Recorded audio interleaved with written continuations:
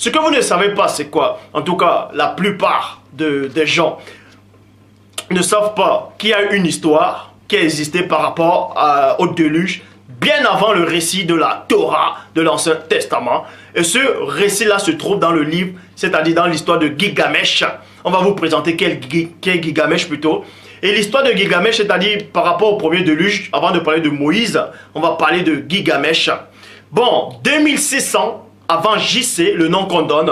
Donc déjà dans cet enseignement, c'est dans la vidéo, on va vous démontrer une bonne fois pour toutes la signification, c'est-à-dire où provient véritablement le nom, je dis bien le nom de Jésus-Christ. 2600 avant JC, avant le Christ, Gilgamesh a raconté l'histoire du déluge. Et 2334 à 2278, en fait, les dates diffèrent. Avant JC, on vous parle déjà de la date où le roi Saigon d'Arcan a régné. Et selon les biblistes, selon les archéologues, ils disent, et selon l'histoire, vers 1200 ans avant JC, c'est-à-dire Moïse, le patriarche, Moshe, est né en Égypte. Et 800 ans avant JC, la Torah fut écrite. Donc on va donc comparer ces livres, ces histoires, pour vous présenter le Dieu véritable, parce que je sais qu'il y a plein de gens qui attendaient cette vidéo. Donc, premièrement, on va commencer par le récit le plus ancien de l'Ancien Testament selon l'histoire.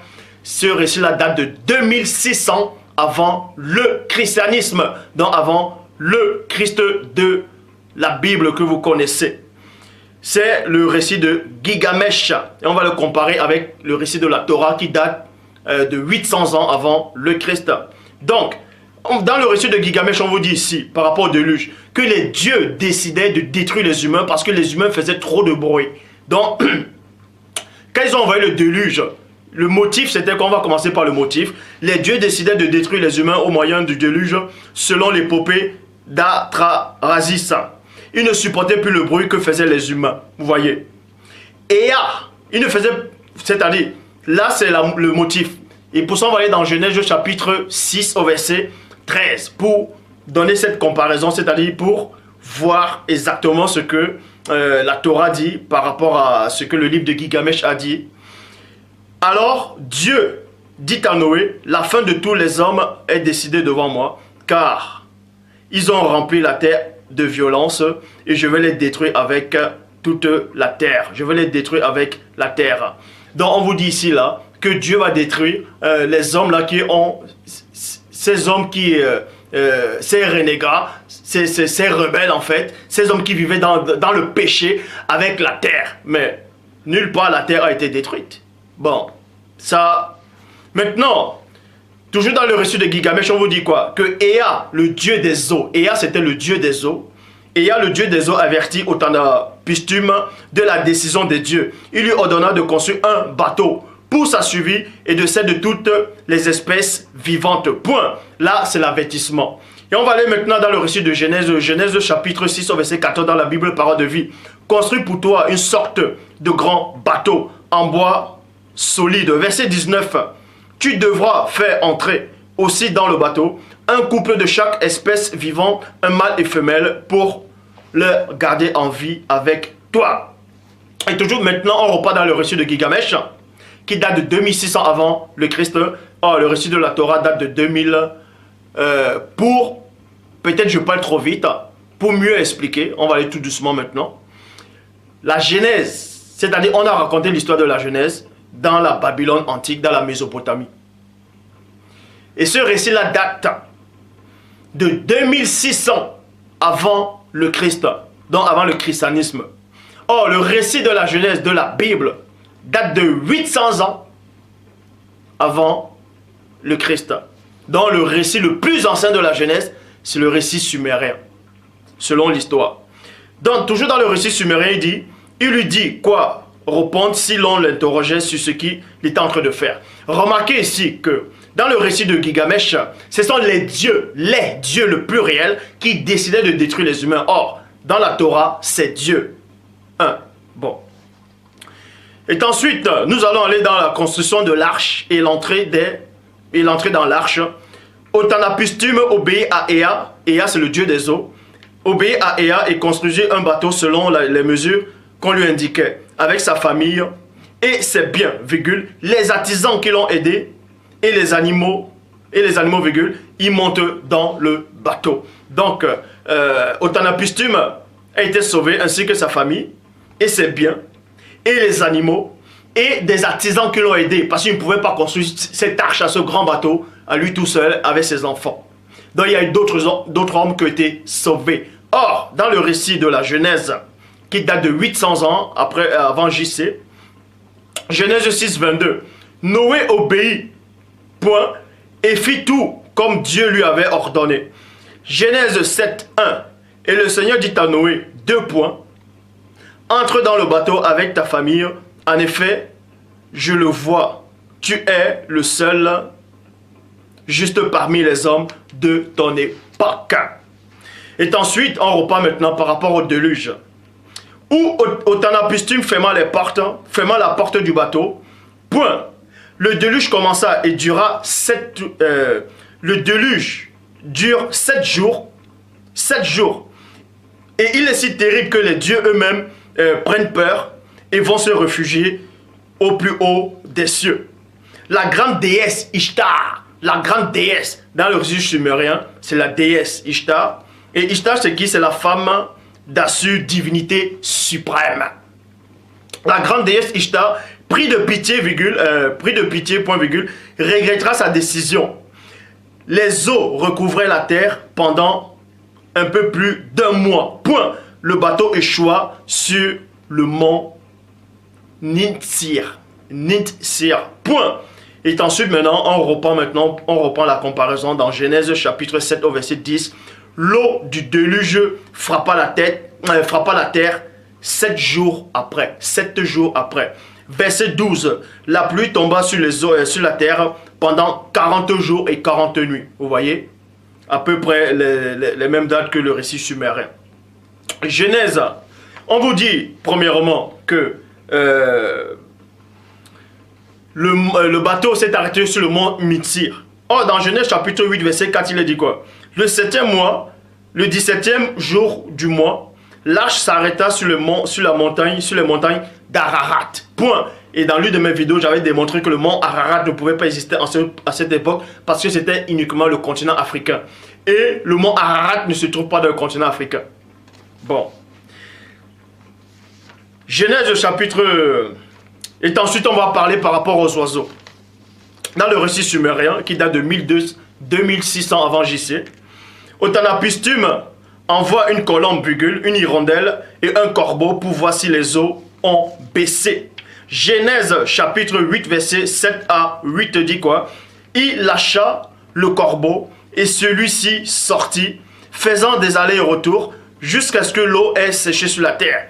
Il lâcha aussi une colombe, il lâcha aussi la colombe pour voir si l'eau avait baissé sur la terre.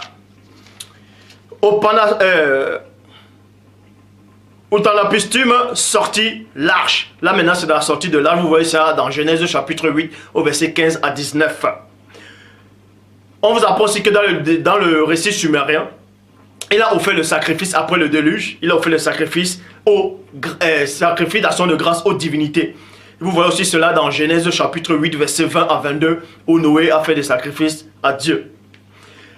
Et ensuite, nous allons maintenant, là c'est le premier cas, c'est le premier point. On vous a démontré qu'il y avait 2 sortes de récits de la Genèse, c'est-à-dire du déluge, il y a le récit sumérien qui date de 2600 avant le Christ, et le récit de la Torah qui date de 800 ans avant le Christ. Donc c'est le récit sumérien qui est le plus ancien. Donc c'est celui de la Torah qui a copié le récit sumérien. Bon, selon l'histoire. Et ensuite nous allons parler du roi Sargon d'Akan. Le roi Sargon d'Akan. C'est le roi Sargon d'Akan. Date de son règne, je dis bien la date de son règne, c'était de 2334 à 2278. Ou d'autres dates donnent 2279. Avant JC. Or, la Torah avait été écrite, vous voyez, la Torah a été écrite 800 ans. Donc, et vers 1200 avant JC, on vous dit que Moïse est né en Égypte. Donc, vous voyez que le roi Sargon d'Akan est plus vieux, son histoire est plus ancienne que l'histoire de Moïse. On va donc comparer les deux récits. Le récit du roi Sargon d'Akan et le récit de Moïse. Pour voir qui c'est qui a réellement existé, qui c'est qui a plagié l'histoire de l'autre. Cet enseignement-ci va libérer beaucoup d'entre vous. Bon, selon le récit selon l'histoire du roi Sargon d'Akan, il est dit, dans la ville d'Assupirani, sur le bord de l'Euphrate, ma mère, la grande prêtresse, fut enceinte de moi. Point. Elle me mit au monde en secret. Elle me mit au monde en secret. Bon. Au moment, elle me mit au monde en secret et elle me mit dans une corbeille de réseau fermant l'ouverture avec du bitume et m'abandonnant au fleuve. Virgule. Qui ne me noya pas. Le fleuve m'amena à Anki, qui puisa de l'eau. Anki, dans sa bonté de son cœur, mentira. Point. Anki, qui puisait de l'eau, m'éleva comme son propre fils. Anki, qui puisait de l'eau, virgule, fit de moi son jardinier. Point. Dans ma fonction de jardinier, la déesse Ishtar, toujours Ishtar, vous voyez, qui est intervenu dans le déluge, toujours Ishtar, parce que c'est un récit sumérien toujours. Le roi Sargon d'Akan, c'est un récit sumérien. Bon, la déesse Ishtar m'en prit en infection. Je devins roi et j'exerça la loyauté pendant 45 ans. Et plus tard, on vous apprend que, en fait, il s'est révolté contre ses bienfaiteurs. Là-bas dans la ville de Anki, où il était jardinier en fait. Maintenant, premier point. Sargon d'Akan, sa mère, c'est-à-dire comme Moïse, sa mère était une grande prêtresse. La maman de Moïse aussi était une grande prêtresse. Pourquoi? Vous voyez cela dans Exode chapitre 2 au verset 1. Un homme de la maison de Lévi avait pris une femme, une fille de Lévi. Et les Lévis, ils étaient consacrés à Dieu, ils étaient comme des prêtres. Donc, c'était des prêtres. Deuxième point. Le roi Sargon, c'est-à-dire le roi Sargon d'Akan, est mis au monde en secret, exactement comme Moïse. Vous voyez cela dans Exode chapitre 2, verset 2. Cette femme devint enceinte et enfanta un fils. Point. Elle vit qu'il était beau et elle le cacha pendant 3 mois. Verset 3. Sargon est caché dans une corbeille. Vous voyez, enduit du bitume comme Moïse. Vous voyez cela dans Exode chapitre 2 au verset 3 qui dit, ne pouvant plus le cacher, elle prit une caisse de jonc qu'elle conduisit de bitume et de poux. Elle mit l'enfant et le déposa parmi les roseaux sur le bord du fleuve. Sur le bord du fleuve, vous voyez. Une femme est sortie c'est-à-dire une femme est sortie. Une femme a sauvé l'enfant des eaux. Anki a sauvé le roi Sargon d'Akan des eaux. On nous apprend aussi que la fille de Pharaon, selon la Torah, a aussi sauvé le petit enfant Moïse des eaux. Vous voyez cela dans Exode chapitre 2, verset 4 à 5, qui dit, la fille de Pharaon descendit au fleuve pour se baigner, virgule. Bon. Premièrement, dans le film des 10 commandements, on vous dit en fait que c'est la sœur de Pharaon. Ouais, je crois la petite sœur ou oui, la sœur de Pharaon. Oh, dans la Bible, on dit c'est la fille de Pharaon. Bref, la fille de Pharaon descendit au fleuve pour se baigner et ses compagnes se promenaient le long du fleuve. Point. Elle aperçut la caisse au milieu des roseaux et elle envoya sa servante pour la prendre. Elle ouvrit et vit l'enfant. C'était un petit garçon qui pleurait et elle a eu pitié et elle dit, c'est un enfant des Hébreux. Vous voyez, c'est un enfant des Hébreux. Cinquième point. Le roi Sargon est devenu grand. Vous voyez, et est pris en infection par, c'est-à-dire par une femme influente. exactement comme Moïse. Vous voyez cela dans Exode chapitre 2 verset 10. Quand il eut grandi, on l'amena à la fille, vous voyez, elle l'amena à la fille de Pharaon et il fut pour elle comme un fils.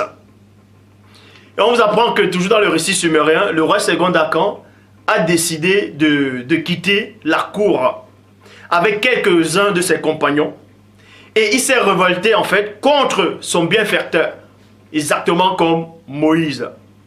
Vous voyez cela dans Exode 2 verset 15. Moïse s'enfuit de devant Pharaon et il se retira dans le pays de mendiants. Dans le pays de mendiants. Donc, et Moïse est revenu combattre ceux qu'il avait hébergés, ceux qu'il avait élevés, exactement comme le roi Ségon d'Akan.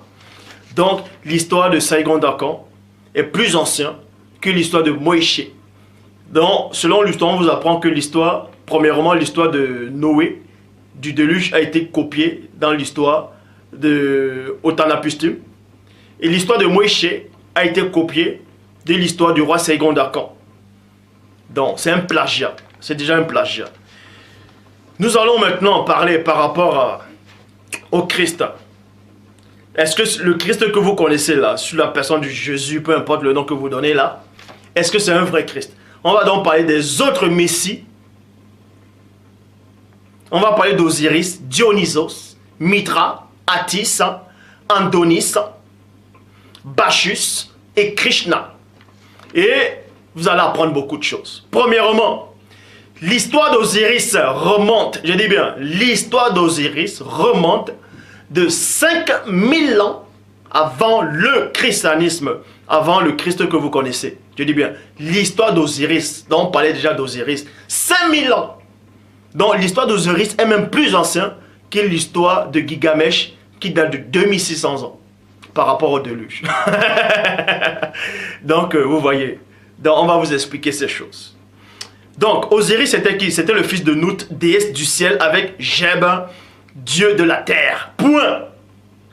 Et Thoth, le dieu lunaire, couchait avec la maman d'Osiris.